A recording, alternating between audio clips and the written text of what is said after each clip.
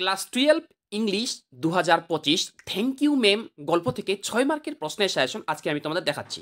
দেখো তোমরা যারা উচ্চ মাধ্যমিক 2025 সালে পরীক্ষা দেবে তোমাদের জন্য থ্যাংক ইউ ম্যাম গল্প থেকে 6 মার্কের প্রশ্নের সাজেশন। তোমরা প্রথমেই 1 number question thank you ma'am গল্প থেকে পড়বে। লাইন তুলে question, I am very sorry lady, I am sorry. মানে আমি খুবই দুঃখিত মহিলা, আমি খুবই দুঃখিত। এখানে রমেন 1 নম্বর প্রশ্ন, হু ইজ দ্য স্পিকার, বক্তা কে? Whom does the speaker call lady, বক্তা কাকে লেডি বা মহিলা বলে সম্বোধন করেছেন। Why did the speaker beg forgiveness, মানে বক্তা কেন ক্ষমা চেয়েছেন। ডু ইউ থিঙ্ক, তুমি কি মনে করো, that the speaker was really sorry, তুমি কি মনে করো যে বক্তা প্রকৃতই দুঃখিত ছিলেন, তুমি কি এটা মনে করো। প্রশ্নটা নম্বর বিভাজন 1 + 1 + 3 + 1 = 6। নেক্সট কোশ্চিন পড়বে। লাইন দিলে question, you ought to be my son, I would teach you right from wrong. তুমি যদি আমার ছেলে হতে আমি তোমাকে ভুল থেকে সঠিকটা শেখাতাম। প্রশ্ন হচ্ছে, who said this and to whom, কে এই কথাটি বলেছিল এবং কাকে বলেছিল। When did the speaker make this remark, বক্তা কখন এই মন্তব্যটি করেছিল।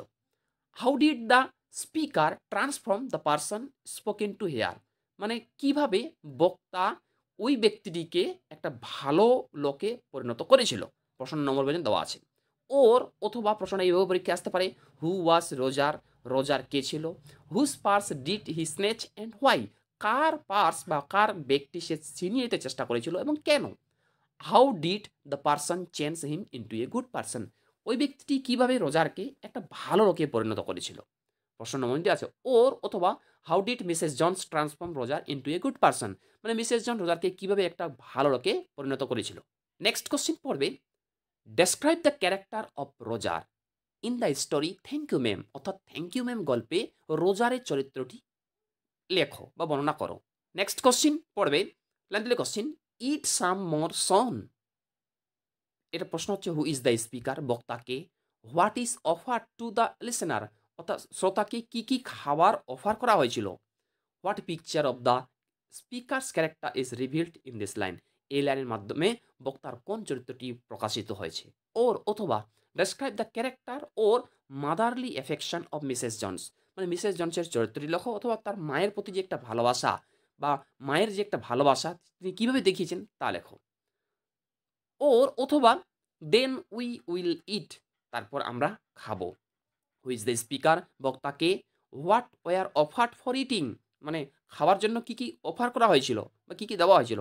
What trait of character of the speaker is revealed here, বক্তার কোন আচরণটি এখানে প্রকাশিত হয়েছে। ওর অথবা why did Roger want to thank Mrs Jones in the story thank you ma'am, Roger thank you ma'am গল্পে মিসেস জনসকে ধন্যবাদ দিতে চেয়েছিল কেন। এই সমস্ত প্রশ্নের উত্তর এই ভিডিও রেসপন্স তখন টেলিগ্রাম চ্যানেলে সমস্ত প্রশ্নের উত্তর এগুলো কিন্তু দেওয়া আছে সেখানে। নেক্সট কোশ্চেন পড়বে, I wish you would behave yourself son from here on it, মানে আমি মনে করি আমার ছেলে আজকের পর থেকে তুমি সঠিকভাবে আচরণ করবে। হু ইজ রিফার্ড টু এ সন, এখানে ছেলে বলতে কাকে বোঝানো হয়েছে। How was he two behave properly, তাকে কিভাবে সঠিকভাবে মানে আচরণ করতে শেখানো হয়েছিল। What was he offered along with this words, মানে এই কথাগুলি ছাড়া আর সে তাকে কি কি অফার করেছিল বা কি কি দিয়েছিল।